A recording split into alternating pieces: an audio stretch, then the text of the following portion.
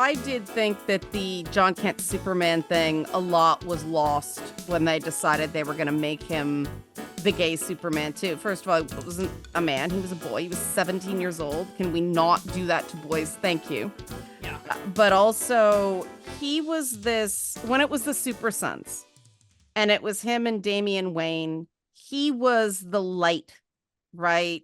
Also, that time skip in Super Sons was such a mistake. So disappointing. That was to appease, I forget which creator, and the Super Sons were so Bendis. adorable. It was Bendis, yeah. And the Super Sons were so great. They were so great, and they freaking wrecked it. You know what is an actual good married couple romance, though, is Superman and Lois. That's what I've heard. Yeah, Superman and Lois, they show the ongoing things you need to do to make a marriage work. And it's so refreshing because I'm so sick of these stories. I wanted to like The Good Wife. Mm-hmm. I ended up absolutely despising the Juliana Margulies character. That's another Shonda Rhimes property, isn't it? That was The Kings. Okay. And Shonda Rhimes did How to Get Away with Murder. She did How to Get Away with Murder, Grey's Anatomy, and Scandal. Yeah. I watched all the way through, but it drove me crazy. Yeah, the reason I mention that is because Shonda Rhimes is also responsible for Bridgerton. Yeah, that's part of the reason I bailed fairly early, because that is very much a this is not for me kind of thing. I know she makes deliberate trash. And it's like, it's kind of funny. I wish we'd seen more romance adaptations after Bridgerton. Like, that's the big one, obviously. I saw a couple smaller movies, like Mr. Malcolm's List, I believe. Right. Which was another one where they made it a colorblind cast. Actually, I think they made that one mostly POC, but still Regency, England. But like, I wish they'd done more of that, because I remember when Bridgerton first came out, I remember thinking, I'm surprised they haven't done this sooner. There are so many romance novels that you could give the Bridgerton show treatment. Mm-hmm. And like, you wouldn't even have to go as big on the budget. Right. But it's like, I wish we were getting more of it. Like, come on, give me a Scottish romance. Right. Come on. Yeah, it's interesting because, again, I think that part of the problem that you identified is the writing. Mm-hmm. There's too much ego in the pitch process. There's too much suppression of emotion. Yeah. Because now the answer to everything is therapy. Pretty much. And which, I mean, not a bad answer. Therapy does certain things. Yeah. Well, I mean, a lot of people need therapy. But if we can't expect men to express emotions when the minute they try, they're told, you need therapy. Yeah. And I do think that part of the reason that romance is kind of in a coma right now is the fact that men and women just seem terrified of each other. Yeah.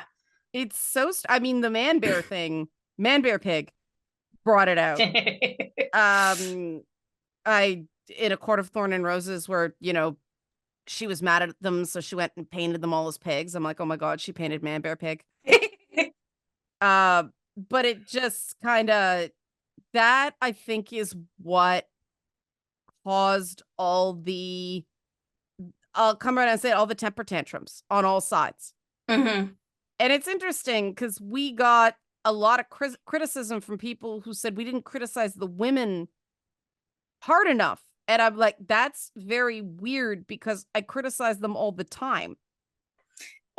And like, here's the thing. I understand a lot of people probably, especially SEO. So like we hit on a trend, which we don't usually do. So I'm sure there were plenty of people who watched the Man versus Bear in isolation.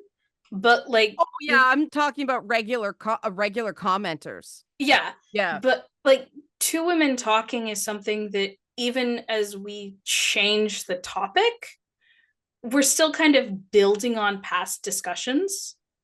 Well, and also, I mean, we had it, people who basically accused us of trickery in that last episode when we could only record like once a month. That's why Yeah. part of it is that women tend to talk long form Yeah. more so than men. And so the conversation does ramble and how things connect together and letting it go to another place because somebody has something they just want to talk about, just came to their mind.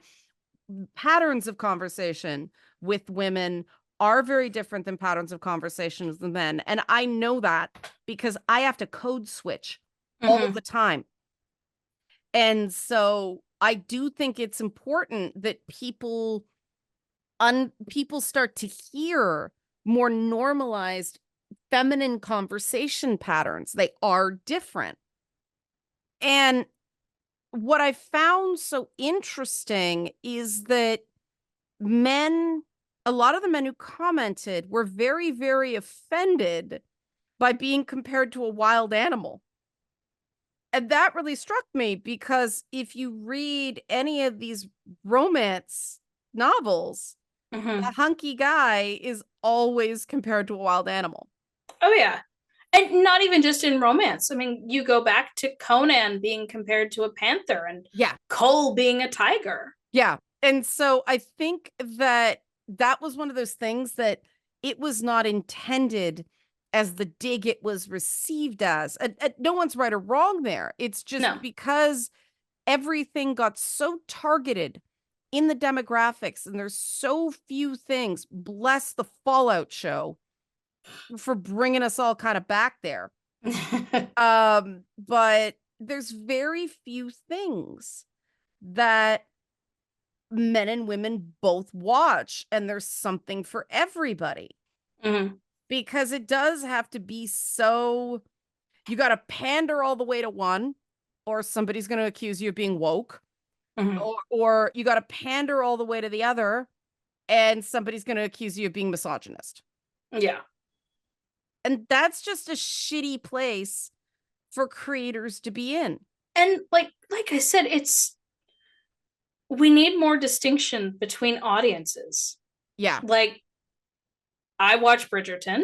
My boyfriend is not going to watch Bridgerton. And, he has stuff he watches that I don't care about. He's probably going to watch the Warhammer show if Cavill gets that through. All right. But we watch Has Been Hotel together. Right. It's like we can have things we watch together, but then also have stuff we watch on our own. And Yeah. that's not a bad thing. And I think, I mean, I could go off on this whole thing about how this is why the $250 million budgets for movies is a bad Yeah. thing. No, I agree But with you. but coming back to that, not everything needs to be for all people. And I think Yeah. we're better off when we have stuff that does cater to a particular audience. Like obviously the Barbie movie had there was the whole Barbenheimer thing. Right. But, Barbie was fairly successful on its own because it appealed to a female audience. Men didn't need to understand it, and men didn't even need to enjoy it. They could, but they didn't need to because that wasn't what it was for. Right. And it does show how that unfortunately there's really no easy way there's no way to ease men into a more equal playing field in this regard. Because like I said, media was solidly targeted at men for a Mm-hmm. lot of years, even media featuring women. Mm-hmm. They wanted 14-year-old boys in movie theaters, Mm-hmm. even if they were in 25-year-old bodies. Yeah. And they wanted 18 to 24 male because they thought that men were more impressionable in terms of being able to change buying patterns. So basically, it wasn't because they favored men, it's because they thought men were dumber and Yeah. easier to lead by the nose. What happened is they realized as the beer ads and all the pandering male stuff, uh, gave way to things like laundry soap and ketchup and that kind of stuff being the primary products that advertise on these things. Mhm. All of a sudden, the desired demographic shifted from 18 to 34 male to 25 to 54 female. The people who make the purchasing decisions for the household. Mhm. Because if the person who raised you and did the shopping bought, say, Dove soap, you are much more likely to buy Dove soap as an adult. Mhm. And so they're targeting women now for the amplifier effect. And they know that there's a huge portion of women who see these Marvel films for the hunky guys. And I'm not quite sure why people thought they owned male characters just because the characters are male. There was always that very deep romance in Marvel Comics. Oh yeah. Back when they had the Black Panther and Storm wedding Yeah. during the Civil War comic, they actually brought in a costume designer to design Storm's Oh, dress. I didn't know that. That's cool. Mhm. He was a soap opera costume designer specifically. Because he had to do so many wedding dresses. And it's interesting because I remember reading an interview with him in the back of one of the trade paperbacks, and he talked about, well, comics and soap operas are really just the same thing for different audiences. And I think that was one of those moments I had to stop because my whole world was rocked. Oh, but I But mean, I was like, it's true. There were entire romance comics oh back in the yeah, day. yeah. No, I mean, comics used to be, a lot like how you still have the manga today, where it's young girls, young women, Yeah. young boys and young men. Right. And the different categories, which whenever I see people complain, oh, why are all these popular anime just they're all aimed at men because they're shonen Because they're and that shonen. Yeah. that's what's getting popular. You can go looking for the romance animes which are out there and then promoting those, and then those will get more attention. Yeah, there's plenty of shoujo out there. Oh yeah. Yeah. So, but unfortunately, a lot of people aren't the type to actually go looking for something niche. They're just going to watch what's popular. And I so as long as people are talking about, oh, here's this popular show, here's My Hero Academia, here's this other thing that's popular, they're just going to go with that instead of the people who actually know to look for the different categories and know how to find something more towards their tastes. I also think that I've talked about this before, but it's on topic that a lot of media romances are not, we don't gravitate towards certain things because of it's what we'd like in a partner. It's an ego stroke exercise. It's something about ourselves we're Mm-hmm. validating. And that's why, book boyfriend is a thing. Mm-hmm. It's not, it's the status of the impossibly beautiful boy. It's not the impossibly beautiful boy because, oh my God, guys with muscles like that, they are so high maintenance in real life. Like Yeah. that, anything that is maintenance. And a lot of the maintenance is very smelly. And I mean that's the male equivalent of the girl who never leaves the house without a full face of makeup. Right. Because it's not just the full face of makeup, it's the skincare, it's the showers, it's the facials, it's everything else she has to do to maintain that. And if that's your priority, that's your priority and that's fine. It's But just you have that to be aware that if you want someone like that, it's going to come with that but time consumption. also bodybuilding like that, it gets harder the older you get. Yep. And even when you're young, it is it affects your mood because you carb deplete and you get headaches and you get grouchy. Mm-hmm. And, there are trade-offs to men who look that way. They're not very pleasant to be around some of the times because they're trying to trick their body into doing a bunch of things that it's not designed to do, which is why I eventually would like to see things go back more to kind of the 80s male Hmm. physique, like Harrison Ford in the Yeah. 80s and stuff like that. That to me, um, that reads as more healthy man than these 12-week crash muscle diet bodies. Yeah. It just, I don't know, even the martial arts guys like Simu Liu in uh Shang-Chi, Shang-Chi. he looked like a human because it was that Bruce Lee muscle development. It didn't look like he was still wearing clothes. Hmm. And I'm like, yeah, that looks like a human being. That looks vaguely sustainable. And even then, those guys got to watch what they eat. Oh yeah. I remember, going back to Lois and Clark, The New Adventures of Superman from the Yeah. 90s, Dean Cain talking about how, I know Dean Cain is controversial now, but talking about how he was almost relieved when the show ended and he Yeah. didn't have to count every beer he drank and every calorie he ate. Well, Hugh Jackman talks about how hard the dieting got for Wolverine. Oh yeah. And, because he likes his lasagna. Yeah.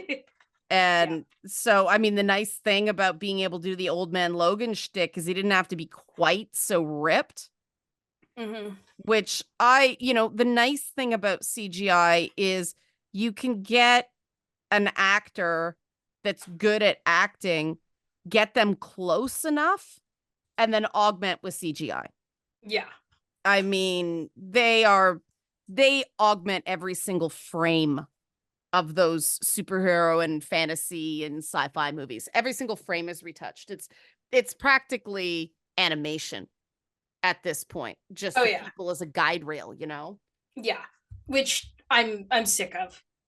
I'm I've been watching smaller movies lately. Hmm.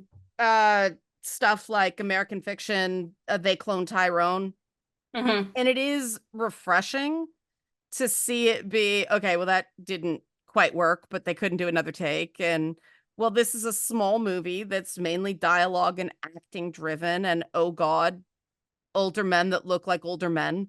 That actually is a there's a comfort to an actor. I love Jeffrey Wright. Oh my god. Um he is just so present in every part. He does so much with so little. Hmm. But, he's not a guy, he's a guy who gets cast to be that kind of long-suffering, kind of academic, um, closed off male character. He was Bernard in Westworld, Hmm. and he voices the Watcher in the MCU. So a lot of people probably know what he sounds like as much as what he looks like. But he does this kind of very vulnerable turn on American Fiction as a very frustrated academic. But oh my God, you're just sitting there and you care. You're not so just taken in by spectacle. You're actually paying attention what happens to the story and the characters, and faces move like faces, and What a concept. you can see the bra indentation on the actresses' backs and all that stuff. We're not digitally perfected out of reality. Yeah. And I mean, I think it's a good move with what Bridgerton's doing, but I do think that people casting for men need to start being a bit more, be honest about what you like and cast accordingly. Hmm. If you think a particular type of woman is attractive, don't fetishize her like Neil Druckmann, but like put her in your media. Like if that's beautiful to you, own that. I mean, that's what the Japanese do, right? Hmm. Like Bayonetta has glasses because the creative director likes girls with glasses. Oh yeah. The Korean developer of Stellar Blade, he likes a full butt. I'm not sure where he's getting that in South Korea, but reach for that rainbow, dude. Go for it. You do you, right? Like, I'm all for it.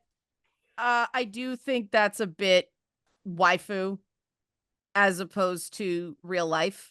Eh, Did I tell you I actually took Photoshop and overlaid the real life model with I the with Eve? I think I saw that on Discord. Yeah, to show just how much they added to her ass. Yeah. Like it's like Which, 3 inches. I mean, I'm not thrilled with motion capture. Like it can be done well. Too often I think it's done badly. The Um problem is, having done it, it actually does horrible things if you've got a big butt. oh yeah.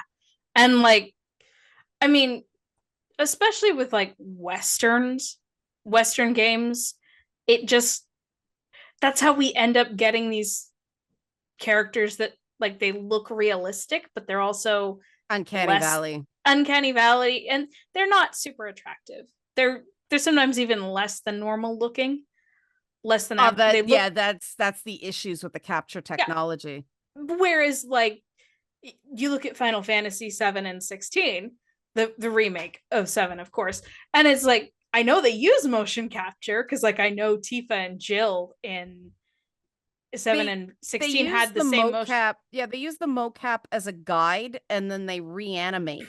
which I think is a much better way to do Yes, it. it Like, is. yeah, because it's like that doesn't look weird to me. But when I see the way Western studios use mocap, I'm like, please get that away from me. Well, the God of War games do the animation over mocap, and those results are spectacular. Those are much better. Yeah, Yeah. So yeah, it's one of those things that if it's done wrong, you know it's there. right. If it's done right, you don't know it's there. Like Yeah. because like I said, the only reason I know they use mocap on the Final Fantasy games is because I know that Tifa and Jill had the same model. But you know as well as I do that those mocap suits, I mean, anything that's a bodysuit like that with nothing to pull the waist in, the Oh the God. small of the back tense. Oh yeah, no. Oh And God. Oh it's as bad God. as a Regency gown.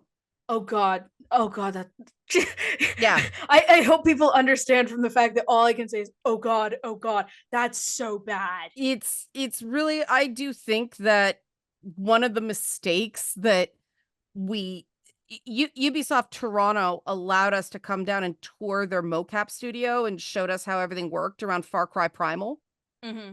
And this is how I know how horrifying the unrefined results of mocap are. And they've got one of the better ones. They've got, software that actually adapts on the fly. So Mm-hmm. it's less rough. But raw facial capture, not attractive No. with women. And even, Not I with mean, anyone. they're smoothing out chins, they're blurring lines under the eyes. They do a lot in films to the point that I'm like, why? Like, why is Scarlett Johansson not attractive enough as she is? And like it was one thing in Barbie where like her face was airbrushed until she's becoming more Oh, because she's human. Barbie. Yeah. Yeah.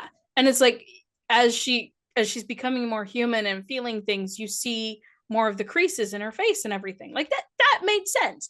But overall, it's like, and that's part of why we're developing such unrealistic standards in a potential romantic partner or people Yeah.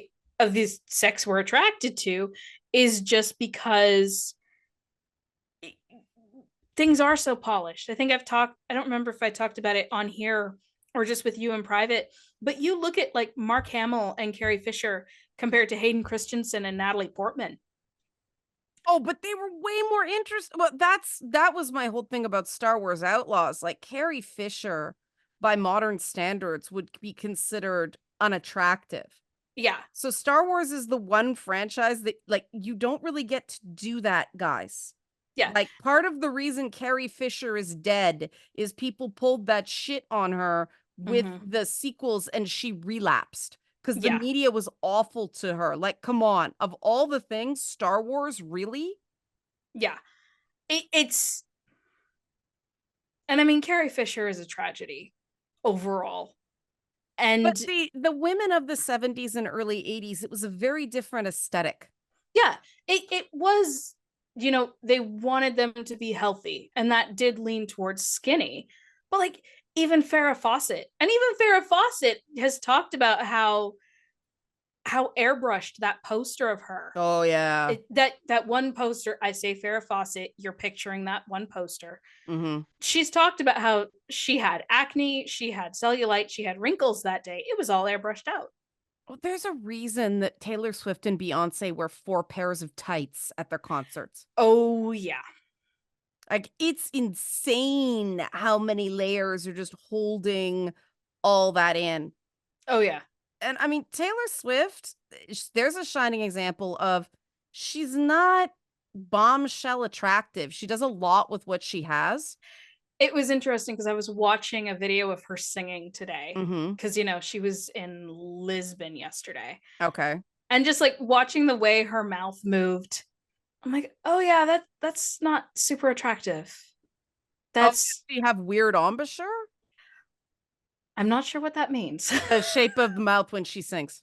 Maybe Okay. just kind of look. Also, her new Tortured Poets Department dress is just, Oh, oh the god, cottonelle dress, the it toilet paper dress. yes, oh god, it looks like she has a diaper that's falling off. I'm sorry. It's very a choice. I mean, I didn't like the snot hair No. previous to this too, but I mean, she does a lot with what she has, Mm-hmm. but I mean, she's clearly very charming in the short term because she's had a steady string of guys.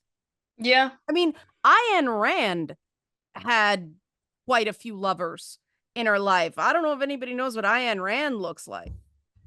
Well, now I have to look it up. But yeah, Ayn Rand, the creator of objectivism, Ayn Rand was hardly a classic Hollywood beauty. She was a Russian No. Jewish lady, but she had a lot of admirers. I mean, she was essentially polyamorous. I mean, it's one of those things where personality will shine. And like I said, the rose colored glasses that you can develop when you get to know someone personally and you find their personality attractive. Like, and again, it's, so often rose colored glasses are viewed as a negative thing. But they're not really. Well, they can be. It's a double-edged sword. Just like everything else, they can be good or bad. You have to be allowed, going back to large R romance, Mm-hmm. hard R romance. No. Oh God, Liana, No. behave. I had to. It was inappropriate.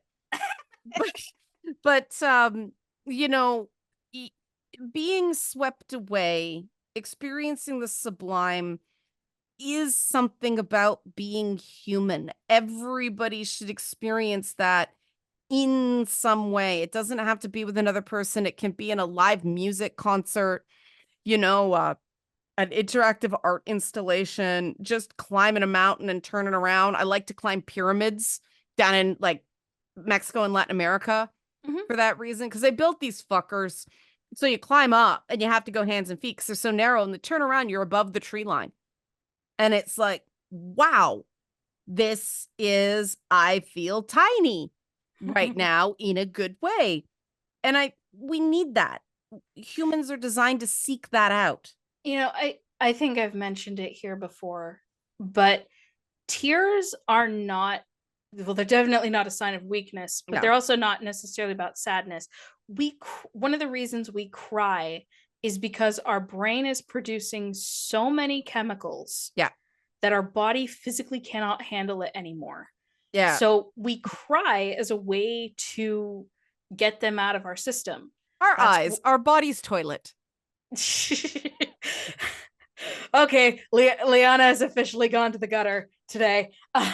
Well, the finish this toilet book. connects to the gutter eventually. I mean, maybe that's why Oliver Thornton Rose's books sound like painful shit. I don't know.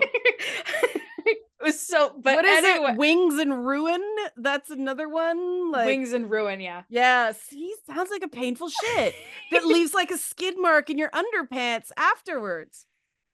Liana, I am trying to say something poetic and emotional. Poetic. Shit jokes are poetry for guys, song. Come on. Sorry, I'm sorry. Go ahead. Okay, yeah. So like that's why we can cry when we're angry. We Right. can cry when we're happy. It's just too many chemicals. Our brain Right, can't yeah. handle it, so it has to flush them out. Yeah. But I mean, I'm also going to tie this over to the rule in musicals that so many people do not understand. The rule of musicals is that when you're too overwhelmed with emotion to speak, you sing. Sing. And when you're too overwhelmed to sing, you dance. Right. Which too many people trying to make musicals nowadays do not understand that rule, and they need to go back to school. Or at least understand what the heck they're doing. Well, musical, I mean, the heydays of musicals were during very, very difficult times. Oh, yeah. And that's why, again, Has Been Hotel, Alistair Cumming from the 30s. I just love it. Oh, yeah. And it's like Vivzie obviously is a theater kid. Or at the very least, she was influenced enough by Tumblr that she knows how it works. And that's why Has Been Hotel works as a musical, whereas you have Disney hiring pop songwriters who don't understand how musical theater works. And it's like, yeah, I mean, the commitment to 2 songs an episode, the music on Has Been, I've said this before, much, much better than Hell of a Boss. Oh, yeah. I do think Hell of a Boss is getting better. Yeah, I think because they learned a lot from developing Has Been, but it's nowhere near. There's that one lullaby. Yeah. And which is good, but like my favorite song, I admit, is still 2 Minutes Notice. Which one's that? So that's is that Fitz's meltdown song? No, kind of. It's Fitz telling Mammon, I quit. Yes, that's right. Which was great. But also like the song he and Osmodius had right before that, which is called Crooked, which is just I like those two. They're cute. Yeah, but like the Crooked song, you're a mess. I'm messy too. And I wouldn't want to clean a thing because I ended up with you. Yeah. And it's like, it's because there is that thing where it's so often in stories, you'll see, oh, well, I'm missing that. And it's, oh, no, baby, you're perfect just the way you are. But it's like, I like Crooked so much better because it's like, no, you're not perfect, but I love you just where you are. Yeah. And this is exactly what I want. And to me, that's so much more romantic than someone glossing over all of my flaws and saying, oh, no, you're perfect. No, it's be honest and just love me where I'm at. I honestly think that the reason there's so many gay couples in cartoons now is that we can actually get romance without all the icky gender politics that pop feminism is forced on. Well, you can't do this because it's this trope, and you can't do this, it's this trope. You can't. Who gives a fuck? Like, who gives a fuck? This is why I've got like 30 different couples in CALLATIS, because it's like I can cover all these different tropes and different relationship types. It gives the relationships an opportunity to build over time without having to throw false drama in their way too. Yeah. There's something really nice about Hrothgar and Carolyn going for a ride. Yes. And no monster attacks them. It's just a moment. There was something about that I'm like, yeah, it's like the frozen pond scene in Peter Jackson's King Kong. Oh yeah. They did that moment. They did some really interesting things because the real romance is between a woman and a monkey, right? I completely support this because the leading man in the movie on the boat is a dink. You know, the line, if a man likes a woman, he ignores her. And it's like that's true in all versions of King Kong. Yeah. It's just like the this is ironic considering the man versus bear thing we just did, but like the giant ape is the better choice. I'm such a damn sucker for giant monkey movie song. Oh my God. Like Kong versus Godzilla. You care about Kong? They're like Kong X Godzilla. There's but Kingdom of the Planet of the Apes. Shockingly good. Like cared more about those digital apes than most of the movies I see with people now. Yeah. Because they were earnest. And earnestness is really required to sweep an audience away. You can't have bathos and be romantic. That's one of the things Whedon killed. You also cannot have sincerity when you have corporate meddling over your shoulder. I mean, the Golden Age of Hollywood did it for years. They were writing and rewriting Casablanca. But true. I think they couldn't change as much in post back in those days. Yeah. But I also do think it's the Whedon effect. We need to de-Whedon films because he wasn't feminist, but he wasn't romantic either. No. And, you know, we're talking in the Discord about all of the couples he created. They got together off screen. We have no idea how it happened. Yeah. And it really does miss an important point of context because if something happens, why do we know this is significant? Like Wanda and Vision get together because the comics say they should. And I'm stoked that Vision's getting another show because he got fucking robbed in WandaVision. Oh yeah. No. And no, that was not Wanda and Vision. That was Wanda Television. Yeah, and I want to know because synthetic humans are a thing for me. Like the point where something becomes so alive you can't ethically turn it off is a point that, and so it's the same thing I'm obsessed with Superman and Lois Lane. A successful Lois Lane, you have to understand not just why she would fall for him, but why he would fall for her. Right? Yeah. And they make her weird, and that's why. Right? Because the idea that he can have any woman he wants, but what he wants in a woman is not necessarily going to be the same. No. His mom was a scientist. It's also interesting because, like, you look at the idea of the country woman who, like, Ma Kent is essentially, where a lot of stories soften her and just make her a nice little granny. But Martha Kent is someone who can run a household. Well, she's a Depression era woman. They had to be tough. Yeah, and there is a toughness to country women. And it's like, you know, God, I can't even think of an example right now. But just you expect a kind of toughness, you know, runs the house, keeps everything in order. So it's like when I think about that, I can see how Clark would go to the city and gravitate to a tough woman. Right. Because it's like she's like the opposite of what you would think of as like a country woman. But well, he's also not human. I can also see the parallels. Yeah. Yeah.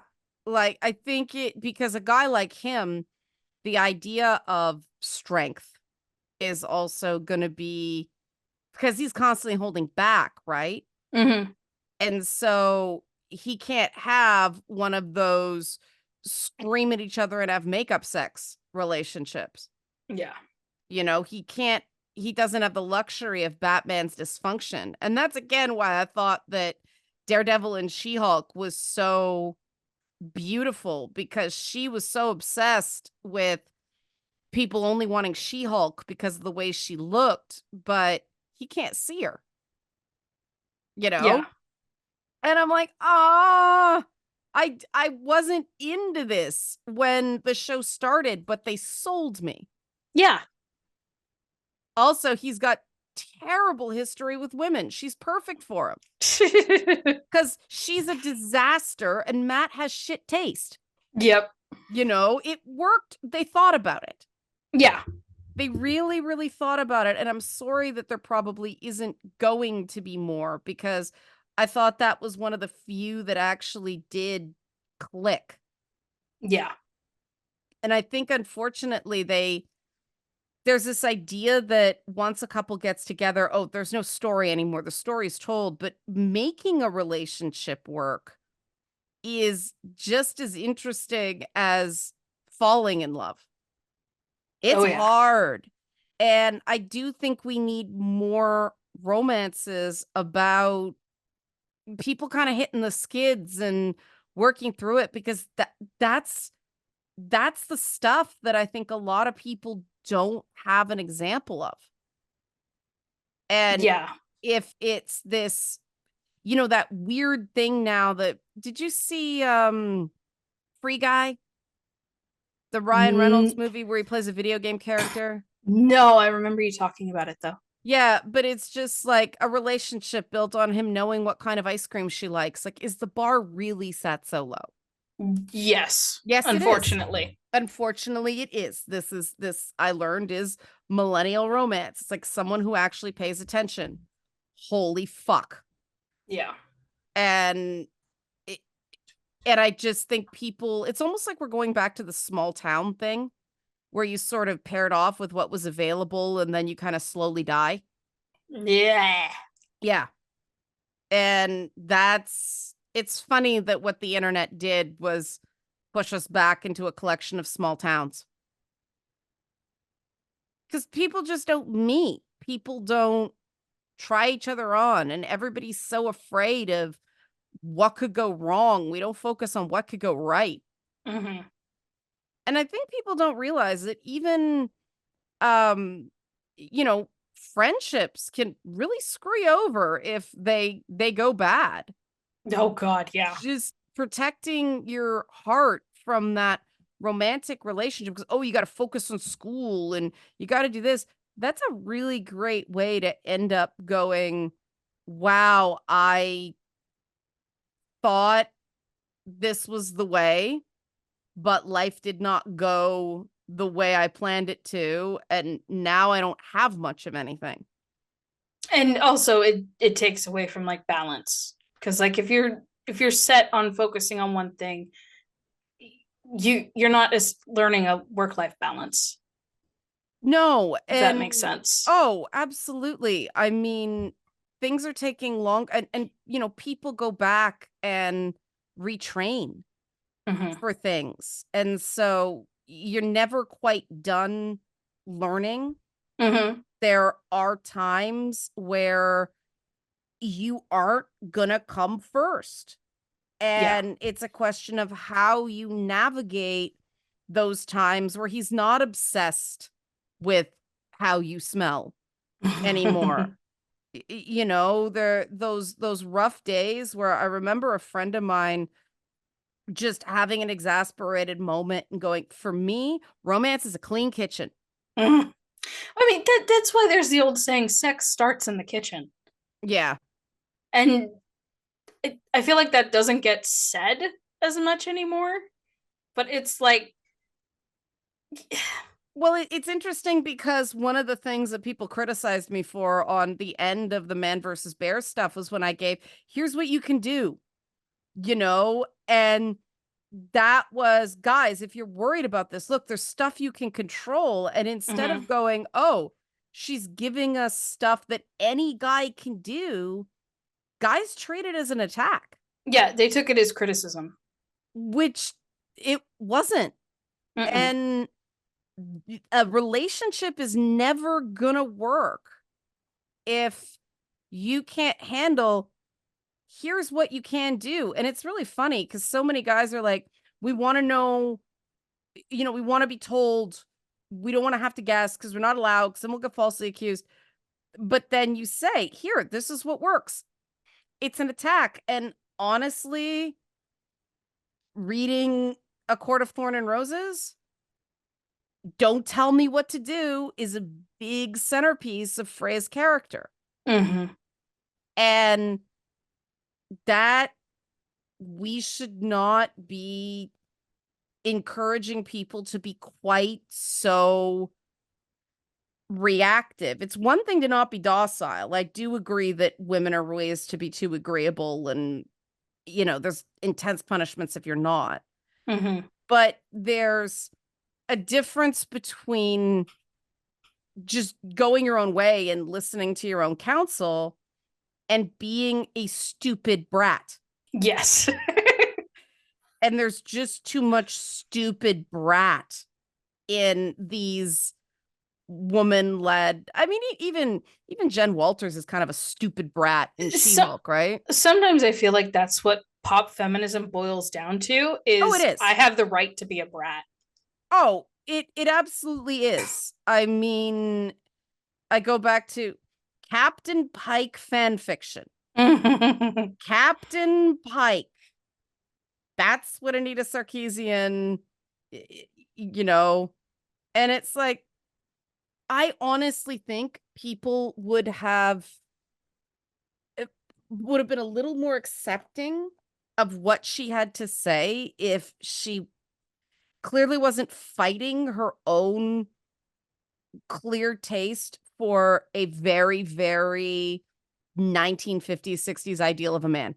And I mean, I think there's a lot of people who they can pick up on that, Oh, but yeah. not understand what they're picking up on. And I think that's part of the hostility they feel. Well, it's the inherent hypocrisy in the analysis, right? True. Like, no, sexualized depictions of women are not all bad. And it isn't helping women because let's face it, that's slut shaming and blaming the male gaze. Mm-hmm. I don't care what anybody says. You can't say, oh, it's not okay for a digital character to dress like that, but we're going to be totes cool with women in real life who dress that way. It's just, we all know it's not true. Yeah. No. The worst policing of female sexuality comes from other women. Oh yeah. Oh God, yeah. It's just, she's a slut, she's a this, and I mean, when something bad happens, it's like, well, what did she think was going to happen? We've got members of Congress now sniping at each other over their appearances. And like, okay, that's not there is part of that where I'm like, you are proving to these people that women do not belong in these circles because Yeah. you are acting down Well, to all these poor stereotypes. you saw the bleach blonde, bad built butch body, right? No. Okay. Marjorie Taylor Greene took a jab at Jasmine Crockett's eyelashes. I heard about that. Yeah, during a thing in Congress. And that, as well as I do, women like Marjorie Taylor Greene do that because they think you cannot respond because then you're not being nice. Everybody's just supposed to act like she didn't say anything. Mm-hmm. Well, that's white coding. And Jasmine Crockett ain't white. No. And she said, because the speaker did not, oh, sorry, the chair did not formally reprimand Marjorie Taylor Greene. They retracted the comment, but didn't make her apologize. And so Jasmine Crockett said, all right, point of order, point of order. So, because you're not supposed to attack personalities. Mm-hmm. That's the argument. Basically, no ad hominem attacks. Of course. And so she said, so based on this point of order, if I called a member of, I forget, this chamber is the Canadian term, so I'm remembering it wrong. But if I called a member of this committee a bleach blonde, bad built butch body, that would not violate rules. And you just saw the guy next to the speaker try to hold it together and not, because like bleach blonde, bad built butch body is a tongue twister. Oh yeah. And it was trending, and people tried to false equivalency that, and hell no, if somebody starts it, you're allowed to finish it. Oh yeah. Like this, Ladies do not start fights, but they can finish them. yeah, like this bullshit of you're just supposed to let anybody say anything you want to you because it's unladylike to fire back. That's why they do it. And unfortunately, the women that do that to other women also do it to men. Yeah. And we do need more socially acceptable responses for men, because let's face it, a lot of guys just take it and take it and take it and take it until they snap. Yeah. And that ain't good. But it didn't start there. And I do think that healthier romances could be part of the solution here of just, okay, even if he's a bratty vampire boy, can we please get a bit more? Like, if you're going to make these relationships part of these 300-hour RPGs, can we please get more than 6 scenes? Yeah. Fewer characters, more development for each character. Yeah. It's so and it's been Dragon Age Origins was the last game that I really felt had any depth to the relationships in general. I always found Mass Effect kind of thin, but Witcher 3 had some good stuff. But I was disappointed in, let's face it, the big reason there's so much fan art for Baldur's Gate 3 is the sex options. They weren't romantic. They were sex options. Yeah. And Dragon Age Inquisition was the same thing. There were maybe 2 or 3 legitimately romantic stories there. Cullen kicking Lyrium. Solus, if you can tolerate his racism. I mean, he turns out, well, I won't spoil it for people who haven't played the game. But there was one other that I thought was okay, but all the rest of them were just, well, she's gay and you're gay, so you want to smash bits, right? Yeah. It was just weak. And I prefer doing what they did with Baldur's Gate 3, which everybody's just bisexual. Because then you don't have to develop as many fucking characters. But even then, the women got short shrift. Yeah. So it just, I mean, you could tell what they were really excited about writing. Yeah. Which was vampire with a lot of trauma. And wizard boy who really, really, really, really hates his ex. Charming. Who happens to be a goddess. And, red flags. Well, red flag at first, but she really was awful to him. Of course. When your ex puts a bomb in your chest, you're allowed to hate her. True. And then it turned out she could take it away all the time. But no, she oopsed on something and he's the backup plan. Okay. I get that, but Gale is definitely more a player proxy than, and he's an example of a guy that I was actually disappointed wasn't less muscular. Because I don't need the guy who reads all the time to look that way. Yeah. Who was the other one? Halson? In that. He came in much later, the third origin character. Tells me so. He's another pretty. Oh, Will. Oh, yeah. That's right. There's a reason I forgot him. But they tried real hard with him early on. They had him dancing and all that stuff, but they had nothing. The demon running him was more interesting than him. And it just, I mean, they poured it all in to those couple of characters, and they were clearly interested in the Githyanki storyline, and Karlak just got screwed. Mm-hmm. I mean, she was a great character, and her storyline, apparently there was a whole part of the game they just cut, and her story went with it. Oh, of But course.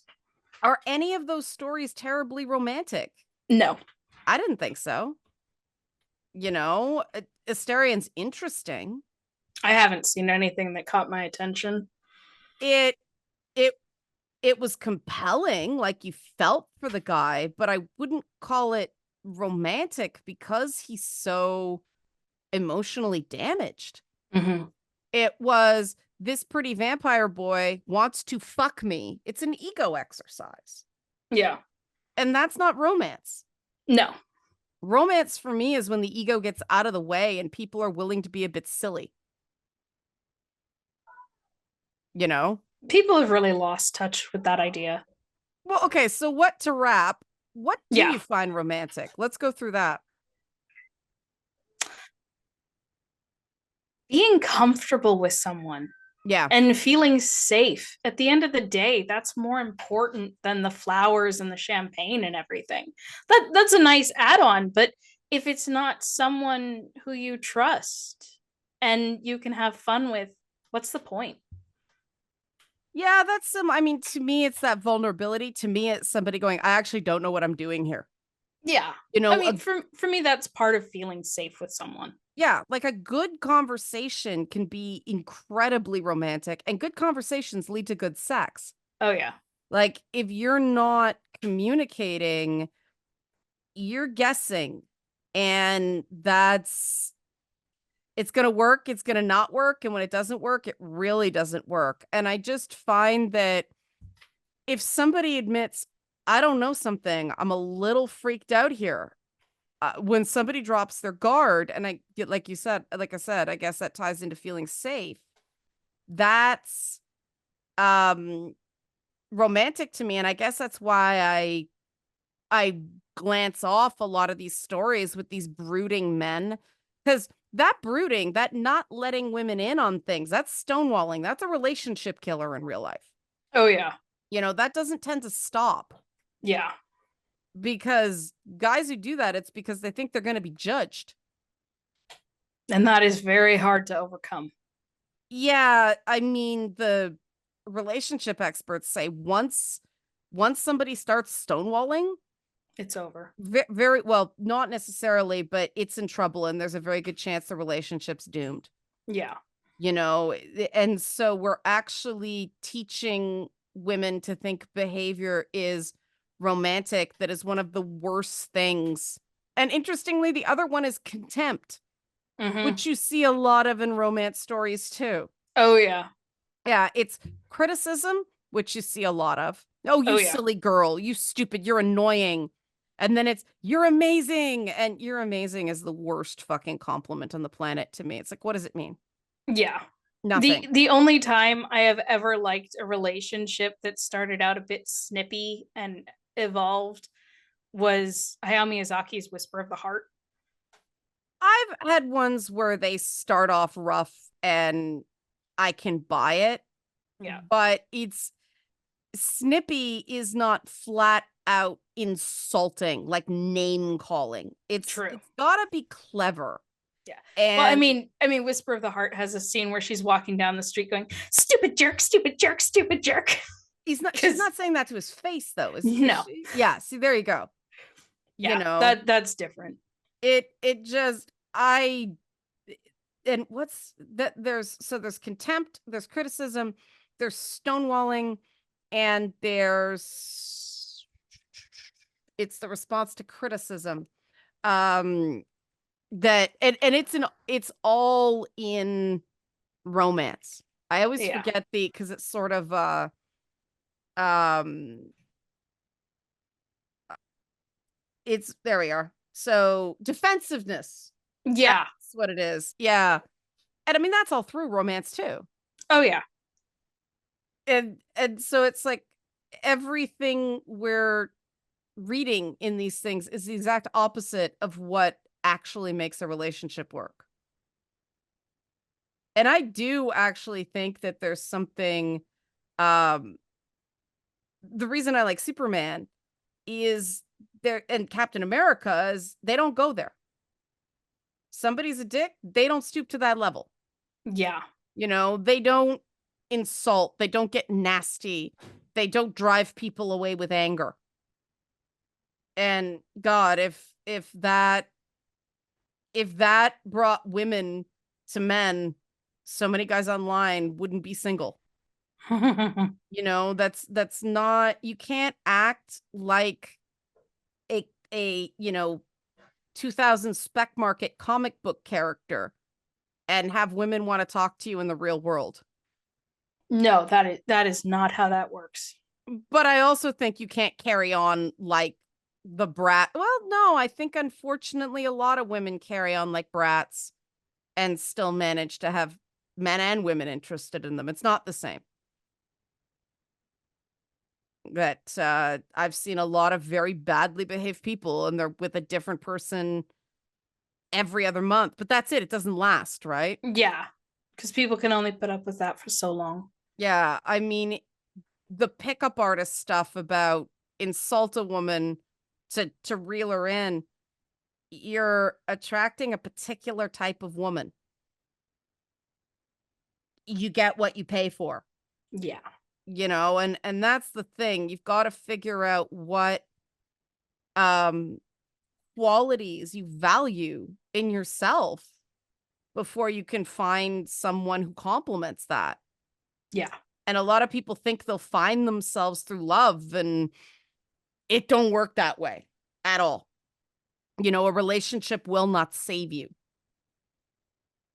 And I guess the adventure the woman has through the romance is really what builds character. I don't know. I'm very interested to see what they do with Bridgerton this season, because what they're talking about, it could be really good if they execute it well, right? It's very timely.